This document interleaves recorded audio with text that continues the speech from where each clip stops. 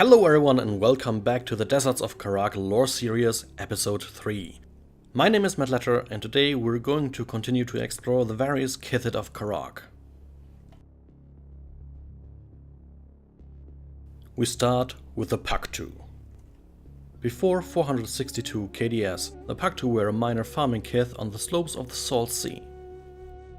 It was in this year that the Siddim proclaimed the new truth according to their own religious belief. Only the Siddim were truly of divine origin, while the remaining Kiithid were all Grittidim, or Sand People.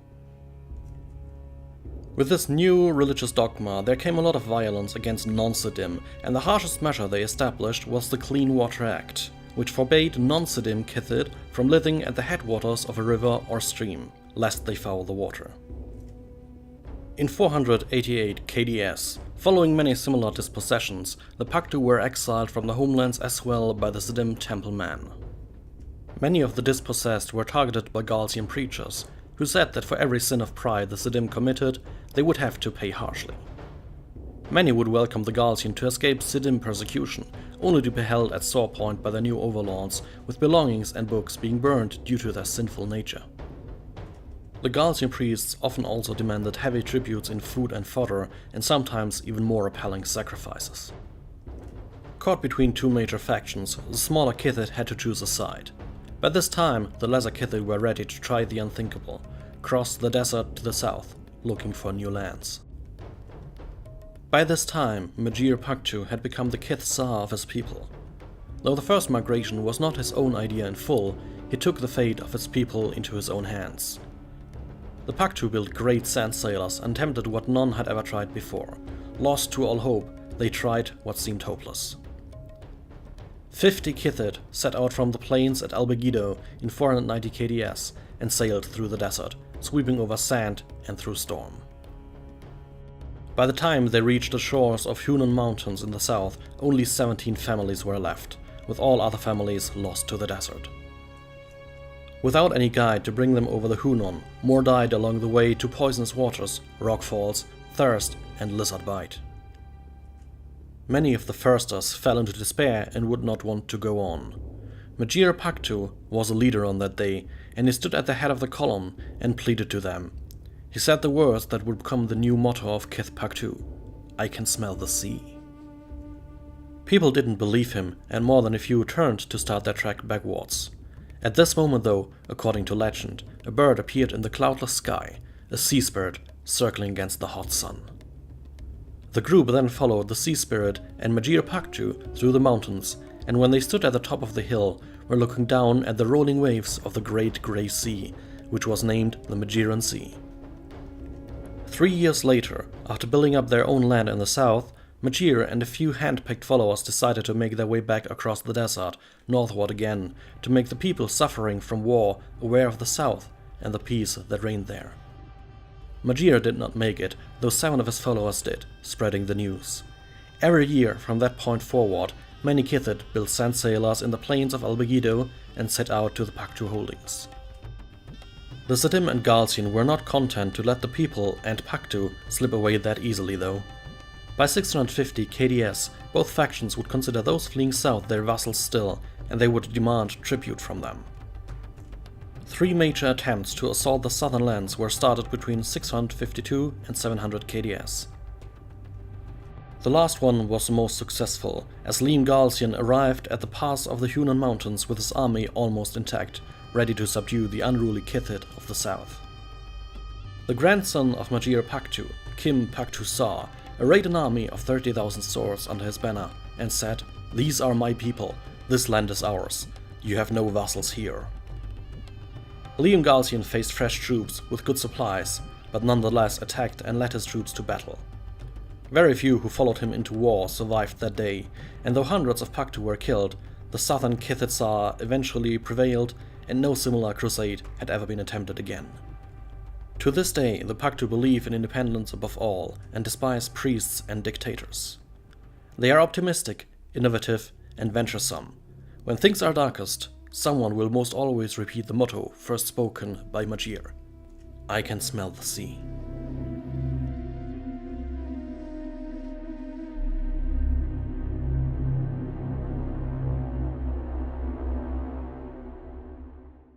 Now we come to the Soban. In modern Kharakid society, citizens are often bound on many layers, from professional associations to alliances and lastly their kith. This was not always the case, as before the emergence of the Southern Federation or the Nabal intervention, few had ties outside their own kith. If these ties existed, they were mostly ties of dominance and submission, where one kith was vassal and owed tribute and soldiers to its master. Those without kith were damned people in older times. Banishment from the kith was an effective death sentence prior to KD 416, when Kith Soban was born.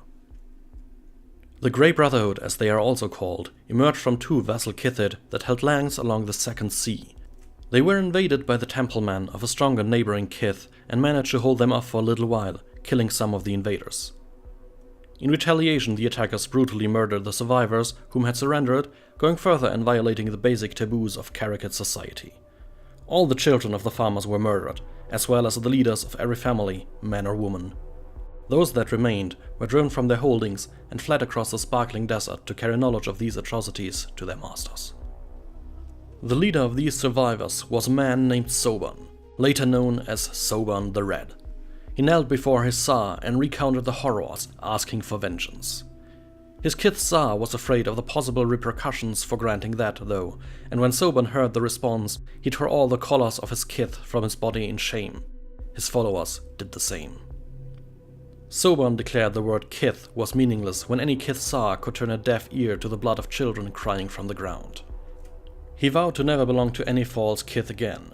The only deserved use of the word kith was that kith of spirit, the brotherhood of mind and shared ambitions.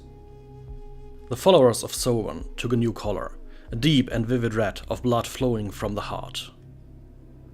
The first action Soban took with his followers was to personally grant himself vengeance. They marched to their former holdings and razed them to the grounds, so that not a single blade of grass remained or a stone stood solidly on another. They gained a bloody reputation from the start. They became a martial kith from then on, with a peculiar set of rituals among them. The Soban remained landless and existed purely as mercenaries. The Sobani mercenary is a curious thing of history. They took part in every military conflict on the planet, their skills as soldiers and commanders highly prized. When they entered service for kith, they would adopt their collars for the length of the contract and would fight for them regardless of personal risk or cost. When the term of service was done, down to the hour and minute, the mercenary would put down their weapons, remove their adopted collars, and return to their own kith. If the end came during a massive battle or 1,000 miles from home, they would still go. They would never let their contracts be renewed on the scene and only ever through their kith Tsar. Even unto modern times, the Soban are completely devoid of normal family structures. No marriage is permitted among their ranks, though male and female Sobani are allowed to any form of alliance they might want. There is no such thing as a Sobani child. Children born to the Soban are left as foundlings with other Kiithids, or their parents are made to leave Kith Soban and raise them. Even today the Sobani skills are valued highly. They never lack for money or influence and are often preferred when influential Kiithid, such as the Nabal, need intelligence or security officers. Virtually all modern-day officers are trained at Soban-run military academies based in Tyr, with the Northern Coalition having access to the training and discipline that was once available only to lifelong Sobani. There always exists a current of true Sobanism, as men and women continue to reject the status quo and of their own free will renounce all other allegiances and join with Soban. This is called taking the red.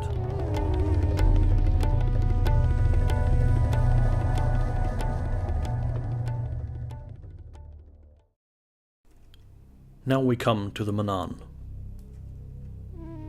Strangest among the Kiithid perhaps, the Manaan are called the Travelers.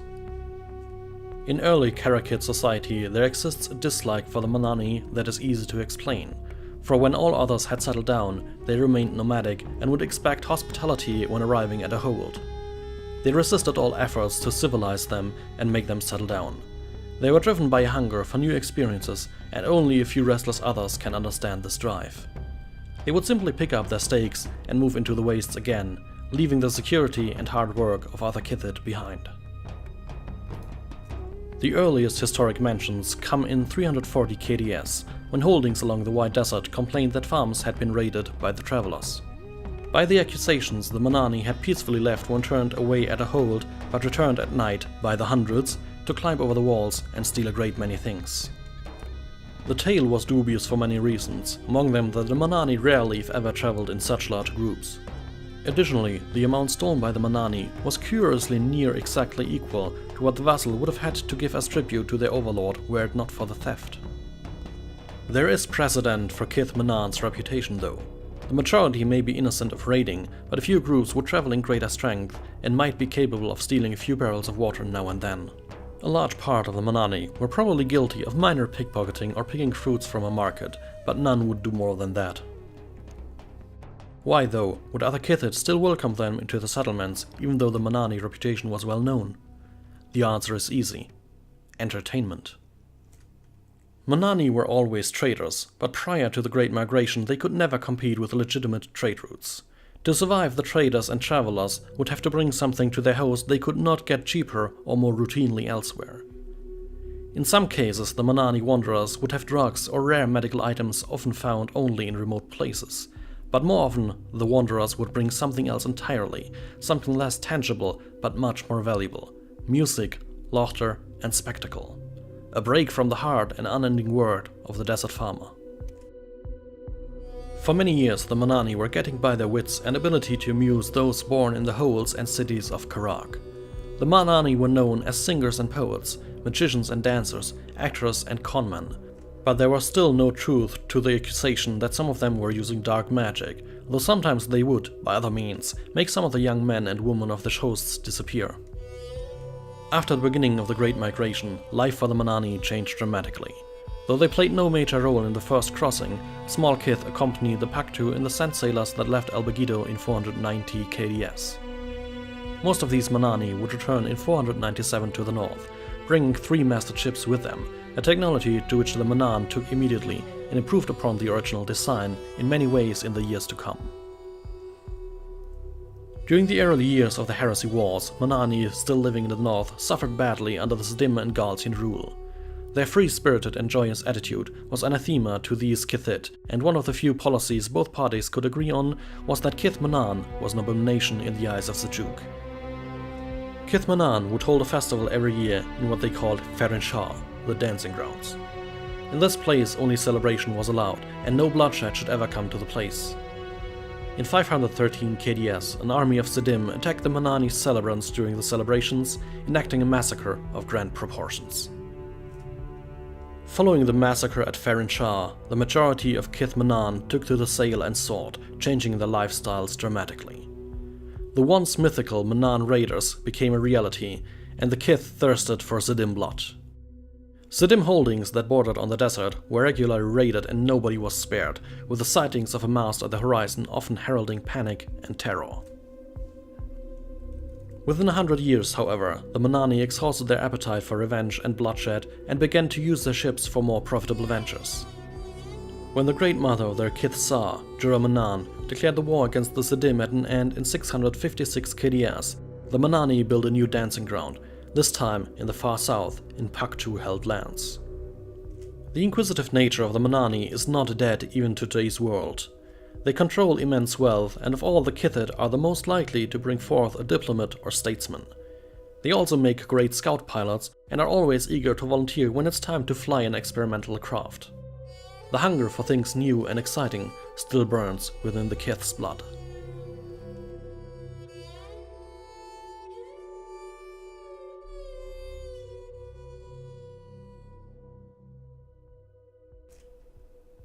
And with the Manaan explained, we are now again at the end of an episode.